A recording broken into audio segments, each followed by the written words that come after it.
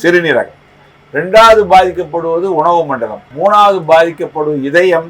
அதனுடைய பிபி அப்படியே இறங்குவதற்கு வாய்ப்பு இருக்கு. நான்காவது கொடுமையிலும் கொடுமை ஈட் ஸ்ட்ரோக் என்று சொல்லக்கூடிய மூளையை பாதிக்கக்கூடியது. இது மிக மிக மிக தீவிரமாக பார்க்க வேண்டிய ஒரு வியாதியாகும். அந்த ஈட் ஸ்ட்ரோக் என்பது மிக மிக எமர்ஜென்சியான உடனடியாக தீர்வு காண வேண்டிய ஒரு வியாதியாகும்.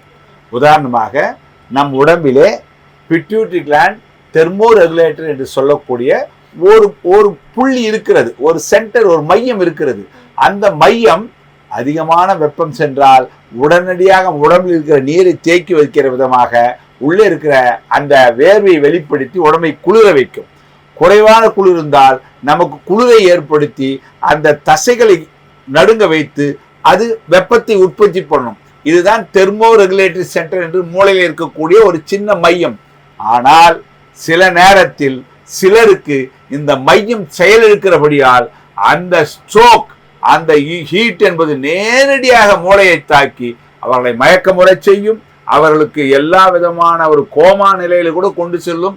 உடம்பில் இருக்கிற அத்தனை உறுப்புகளும் செயலிழக்கக்கூடிய ஒரு பெரிய ஒரு பிரச்சனை ஏற்பட்டுவிடும். இதுதான் ஹீட் ஸ்ட்ரோக் என்று சொல்வார்கள்.